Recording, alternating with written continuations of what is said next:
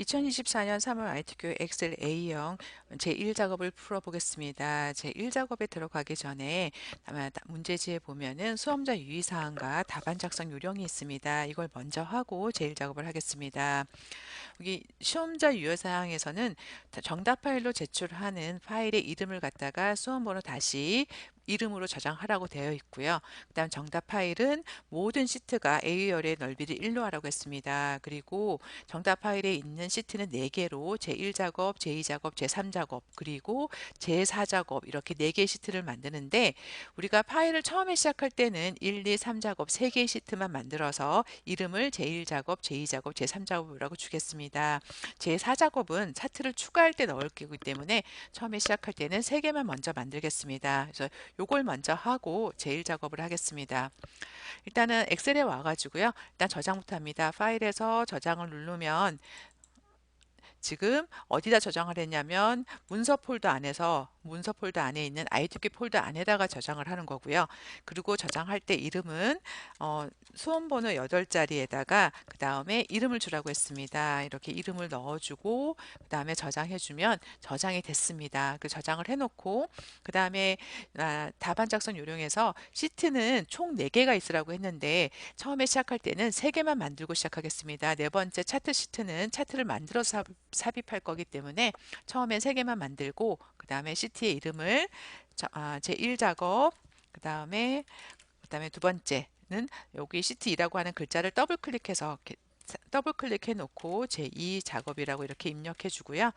시트 3도 더블 클릭해서 제3작업이라고 이름을 넣어 주고 이 모든 시트에 A열의 넓이는 1을 주라고 했습니다. 그러면 하나씩 작업해도 되지만 작업 제1작업 선택하고 그 다음에 더하기 기능에 해당하는 Shift 기능을 누른 상태에서 2작업, 3작업을 선택한 다음에 여기 A열의 넓이를 조절하겠습니다. A라고 하는 글자를 딱 클릭하면 A열 전체가 잡히고요. A라는 글자에서 마우스 오른쪽을 클릭하면 열 넓이가 나옵니다. 값을 1로 주고 확인을 누르면 3개의 시트가 모두 열 넓이 A열의 넓이가 1로 바뀌었습니다. 네, 여기서 유의할 거는 우리가 3개의 시트를 각각 안 하고 한꺼번에 선택하고 작업을 했기 때문에 3개의 시트가 모두 활성화가 되어 있습니다. 이름 옆에 보면 그룹이라고 나오죠. 그러면 지금 하는 모든 작업들이 3개의 시트에 동시에 입력되고 동시에 작용하게 됩니다. 근데 우리는 지금 열넓이 조정을 위해서 3개를 잡았기 때문에 이제 1작업으로 들어갈 때는 이걸 풀어주셔야 됩니다. 이름을 클릭해가지고 시트를 클릭해가지고 이렇게 하나만 클릭되게 제1작업만 활성화되고 이름 옆에 있던 그룹이 없어졌는지 꼭 확인을 하고 나서 1작업에 들어오겠습니다.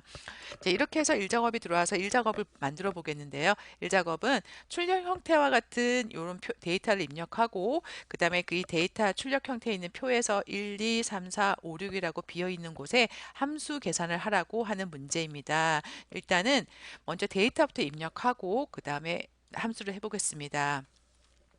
근데 이 출력 형태처럼 여기 데이터를 입력을 하려고 할 때 이 문제의 조건에는 나오지 않는 한 가지를 해줘야 됩니다. 어떤 걸 해줘야 되냐면, 그러니까 새 파일을 시작하게 되면 행 높이의 기본값이 좁습니다. 여기 출력 형태처럼 넓게 나오지가 않기 때문에 여기 와서 먼저 모든 행을 갖다가 이 숫자에서 쭉 드래그해서 한 20 몇 행까지 넉넉하게 잡아주고요.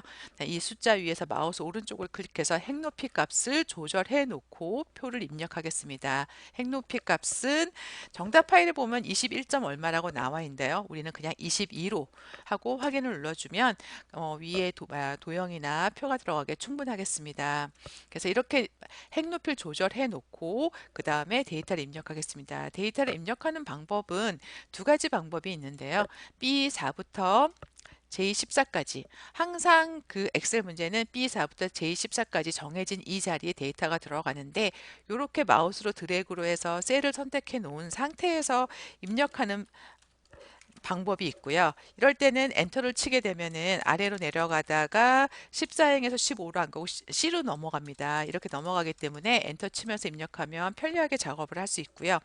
네, 다만 실수로 어딘가를 클릭하거나 하면은 이렇게 셀이 선택 영역이 풀려버립니다. 그러면 작업하다가 뭐 순서나 이런 게 헷갈릴 수가 있고요. 자리가 헷갈릴 수 있기 때문에 굉장히 빠르게 타자를 잘 치신 분은 그렇게 선택을 하시고 그렇지 않은 사람들은 B4부터 J14를 글자를 선택해서 여기 선 모양을 만들어 놓고 입력을 하겠습니다. 그 다음에 여기 선에 와가지고요. 모든 테두리라고 주고 그 다음에 뭘 또 해주나요? 여기 보면은 바깥쪽으로는 굵은 상자고 위에 한 줄과 아래 두 줄을 뺀 바깥쪽으로도 역시 굵은 선으로 되어 있습니다. 그러면 전체 다 선택해서 모든 테두리 준 다음에 한 번 더 주겠습니다. 굵은 바깥쪽 테두리. 이 선택형의 바깥쪽으로만 굵은 선이 생긴 거고요. 생겼죠. 그다음 위에 한 줄, 아래 두 줄 빼고 나서 블럭을 잡아주고 또 한 번 주겠습니다. 굵은 바깥쪽 테두리. 그러면 선의 모양은 완성됐습니다. 그리고 나서 입력을 할 때 자세히 보면 이 표에 병합된 자리가 있습니다. 그래서 입력을 할 때 이런 병합된 부분도 병합을 시켜 놓고 하는 게 더 편리하겠죠. 그래서 선 모양 만들고 병합까지 해 놓고 데이터를 입력하겠습니다. 첫 번째 병합된 곳은 B13부터 D13까지인데요. 이렇게 마우스로 드래그해서 병합을 눌러도 되는데 네 군데를 한꺼번에 선택하고 병합하겠습니다.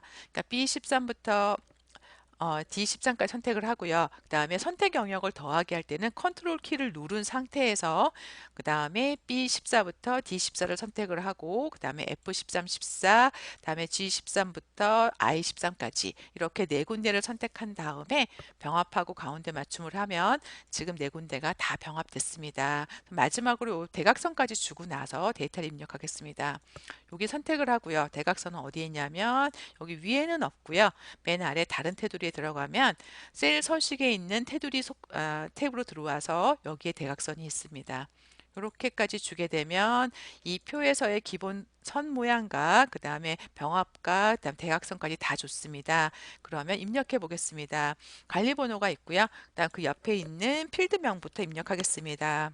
그리고 여기 그 다음 셀을 보면 여기 F4셀과 G4셀 그 다음에 I14셀은 보면은 한 셀 안에 두 줄이 들어가 있습니다. 한 셀 안에서 줄발 구무를 하는 거는 Alt 엔터입니다. 그래서 여기에 물통 용량이라고 입력하고요.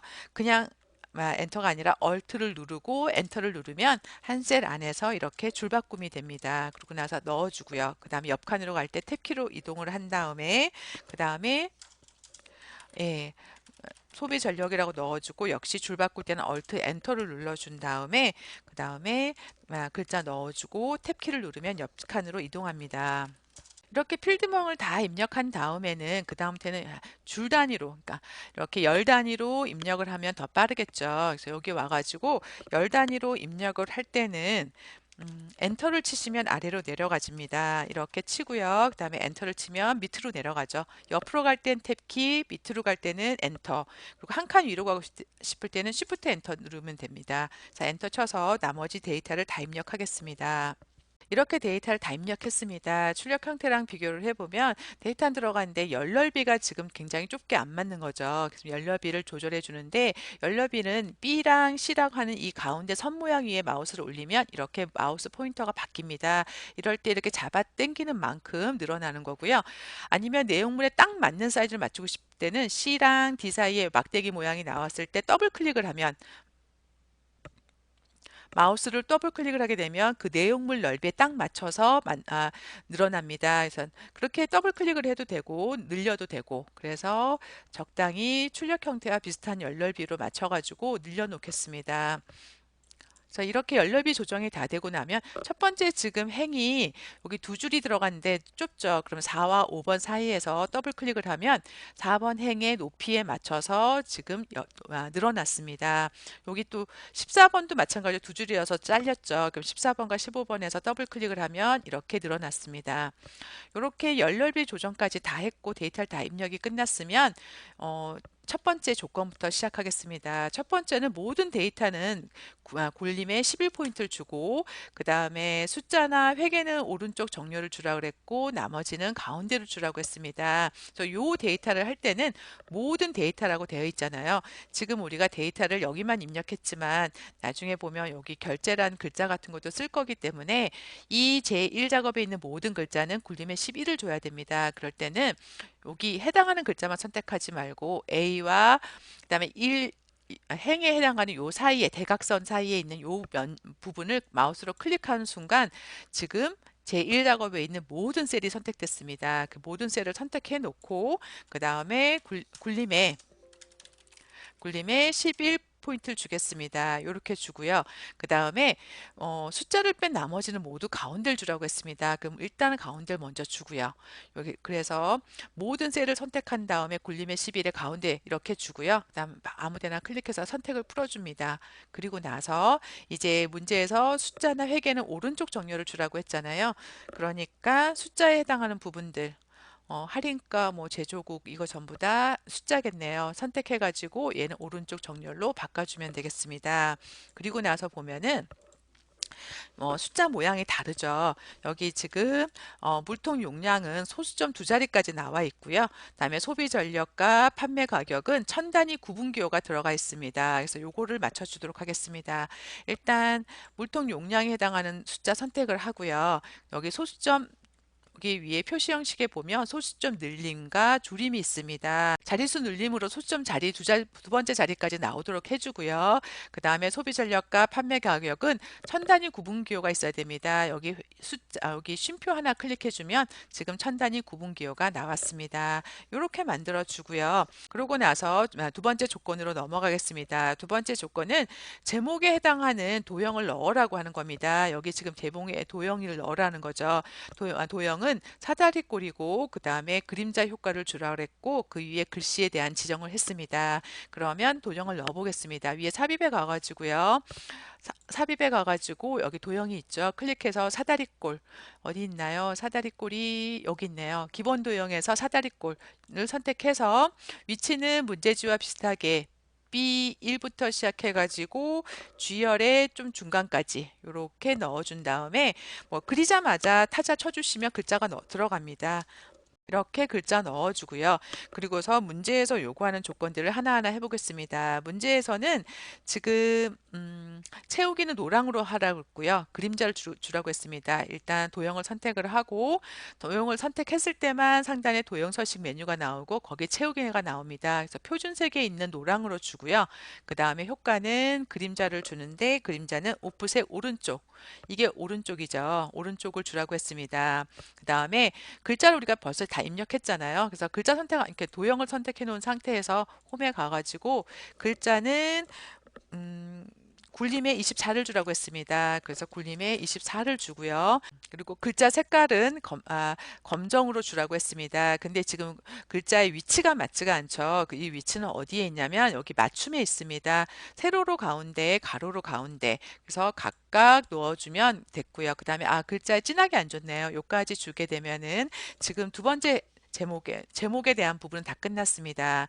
그리고 세 번째 조건은 임의의 자리에다가 결제란을 만들어서 여기 이 부분이죠. 이 결제란을 갖다가 이 자리가 아니라 어떤 임의의 다른 장소에서 만들어서 그림으로 복사 기능을 이용해 갖고 그림을 넣은 다음에 원본은 삭제하라고 했습니다. 그래서 요거는 어떻게 하는 거냐면 요 자리에 들어가는 이 결제 부분은 그림으로 복사해서 넣으라고 했습니다. 그러면 임의의 장소라니까 임의의 장소는 여기도 되고 여기도 되지만 이 자리에 넣었을 때는 나중에 원본 삭제를 할 때 데이터에 영향을 줄 수 있기 때문에 데이터에 영향을 안 주는 여기 대각선 자리 이 표의 대각선 이 자리에다가 넣어 보겠습니다. 그래서 여유 있게 여기다가 결제라고 넣어주고요.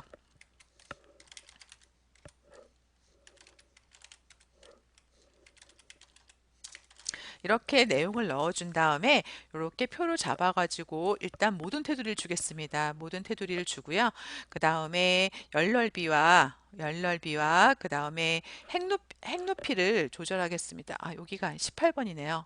18번을 늘려서 핵높이를 조절해 주고 그 다음에 결제 부분은 합쳐져야 되겠죠. 병합하고 가운데 맞춤을 하는데 결제라고 하는 글자가 세로로 돼 있습니다. 이럴 때는 어디에 있냐면 여기 맞춤에 보면은 세로 쓰기가 있습니다. 이렇게 해도 되고 아니면 결자 쓰고 그다음에 얼트 엔터 쳐서 줄 바꿔서 제자 써도 되겠죠.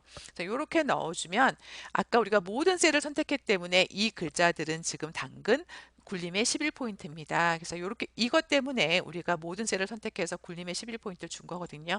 이렇게 만들어 주고 나서 이 영역을 선택을 해가지고 문제에서 그림으로 복사 기능이라 그랬잖아요. 여기 홈에 가면은 여기에 복사하는 기능이 있습니다. 여기 지금 어, 표시 있는 부분을 클릭을 하면 어떤 기능이 나오냐면 그림으로 복사 기능. 지금 마우스로 선택해 놓은 영역을 그림으로 복사를 한 거고요. 그러면 그림으로 물어보죠. 확인 눌러주고 나서 붙이고자 하는 윗셀을 선택하고 컨트롤 V를 눌러주면 지금 얘는 한 덩어리의 그림으로 들어왔습니다. 그러면은 여기 위치에 맞게끔 크기와 그림이기 때문에 전체적인 크기를 조절할 수 있습니다. 이렇게 조절해 가지고 이 자리에 넣어주고 그 다음에 문제에서 뭐라 그랬나요? 문제에서는 원본은 꼭 삭제하라고 했습니다. 그래서 원본을 삭제해야 되니까 해당하는 데 가서 선택을 하고 마우스 오른쪽으로 삭제를 누르게 되면 행 전체를 누르면 없어지겠죠. 이렇게 없어지게끔. 그러면 지금 우리가 세 번째 조건도 다 했습니다. 그리고 네 번째 조건은 뭐냐면 여기 표에서 보이는 부분에 주황색을 채우라는 겁니다. 여기 영역에 그 다음에 여기 영역에 여기 영역에다가 주황색 바탕색을 주라는 거죠. 그러면 첫 번째 여기 필드 제목 부분 마우스 드래그로 선택을 하고요. 그다음에 선택의 영역을 더하는 건 컨트롤 키를 누른 상태에서 여기와 여기를 세 군데를 선택을 하고 그다음에 홈 맨 밑에 가서 채우기 색상을 갖다가 주황색이라 했죠. 꼭 표준색에 있는 주황색을 선택해 주시면 되겠습니다. 이렇게 해서 색깔까지 줬고요. 그 다음에 해야 될 거는 데이터 유효성 검사를 이용해 가지고 여기 H14 셀에다가 제품명 여기 제품명이 이 부분이 이 자리에 나오도록 목록처럼 나오도록 만들라고 했습니다. 데이터 유효성이란 기능을 이용해야 되겠죠. 일단은 H14셀을 선택을 하고요. 상단의 데이터에 가면은 여기 데이터 유효성 검사라고 하는 메뉴가 있습니다. 클릭해가지고 데이터 유효성 검사를 선택을 하면 데이터 유효성 검사 창이 뜹니다. 데이터 유효성이란 건 뭐냐면 선택한 셀에 들어가는 데이터에 제한을 두겠다는 겁니다. 여기 보면 뭐 정수라고 하면 뭐 예를 들어서 정수라고 선택을 하게 되면 절대로 문자가 입력이 되지가 않고 날짜라고 하면 날짜 형식만 입력이 되는 겁니다. 근데 여기 문제지에서는 이 자리에 뭐가 나오냐면 제품명들이 쭉 목록이 나오라고 했습니다. 그래서 여기 목록을 선택해 주고 나면 어떤 목록이 나올 건지 원본 에 해당하는 칸이 생깁니다. 클릭해주고 마우스로 제품명에 해당하는 범위를 잡아주고 확인을 눌러주면 이렇게 드랍다운 버튼이 생겼습니다. 클릭해 보면 제품명이 쭈루룩 나왔죠. 첫 번째 문제지와 똑같이 시티즈 플래티넘을 갖다가 선택해 놓는데 좀 아, 셀이 좁네요. 그럼 살짝 늘려주겠습니다. 그러면 지금 여기 결제란도 조금 작아졌죠. 그럼 다시 여기에 맞춰서 늘려주고요. H14셀에다가 데이터 유효성 검사 기능을 이용해서 제품명 목록을 넣었습니다. 걸 보면은 H5부터 H14셀 뒤에다가 원을 붙이라고 되어 있습니다. 여기 판매 가격이죠. 이 판매 가격이 지금 숫자로만 나오는데 여기 예제처럼 뒤에 원이 붙으라고 했습니다. 그러면 와가지고요. 일단 영역을 선택하겠습니다. 여기 H5부터 12셀을 선택을 하고요. 그 다음에 홈에 가면은 표시 형식이라고 하는 게 있습니다. 여기 그 엑셀에서 파일에서 기억하는 데이터 값은 31만 5천 원이라고 하는 숫자를 기억을 하지만 이 다음에 엑셀에서 보여질 때는 31만 5천 원이라고 하는 글자가 보이게끔 표시를 하라고 하는 거죠. 그래서 표시 형식의 이 부분을 클릭을 하면 그 표시 형식을 지정할 수 있는데 우리는 위에 있는 기본 값들은 아니고요. 사용자 지정에 가서 숫자가 표시는 되긴 되는데 어떻게 표시해야 될까요? 요거를 선택하면 되겠네요. 여기 선택하면 뭐 마지막 1의 자리, 10의 자리, 1의 자리가 마지막에 0이잖아요. 0까지 꼭 나오고 그 다음에 숫자에 해당하는 숫자 값이 나오는데 여기 천 단위 구분 기호가 나오게끔 하고 그 다음에 1의 자리까지 꼭 나오고 그 뒤에다가 뭐라고 원을 붙이라고 이렇게 따옴표 안에다가 문자는 꼭 따옴표 안에 넣어줘야 됩니다. 그래서 이렇게 넣어주게 되면 보기에서 내가 지정한 형식대로 하면은 이렇게 보일 거다. 1의 자리까지 숫자가 보이고 뒤에 원자가 붙게끔. 그래서 요걸 선택해주고 확인을 눌러주게 되면 지금 이렇게 원자가 붙어서 나왔습니다. 그리고 마지막으로 하나 남은 건 이 5부터 22셀에다가 이 5부터 20 영역에다가 출시 연도라고 하는 그 셀 이름을 정의하라고 되어 있습니다. 그래서 여기 출시 연도 부분 있죠. 이 5부터 이 12영을 선택해서 이름을 주라는 건데 이름은 어디서 주는 거냐면 여기가 이름 상자. 이름 상자라고 하는 자리입니다. 우리가 보통 하나의 셀을 선택하면 이 5셀, 여기는 이 6셀 하고 이름 상자에 이름이 나오거든요. 네, 지금은 하나가 아니라 여러 셀을 선택해서 어떤 셀의 범위를 이용해서 이름을 주겠다라는 거고요. 이름은 출시 연도라고 이렇게 주게 되면 나중에 저희가 함수라던가 수식을 할 때 어떤 범위 지정하는 게 이름을 주면 훨씬 편리하게 사용할 수 있습니다. 그리고 엔터를 쳐주면 지금 이 범위에 대한 이름이 지정됐습니다. 그래서 클릭하면 하나씩 선택하면 하나씩 나오고요. 이 범위를 지정하면 이렇게 이름이 나옵니다. 이렇게 해서 지금 데이터를 입력하고 데이터에 해당하는 조건들을 다 완성했습니다.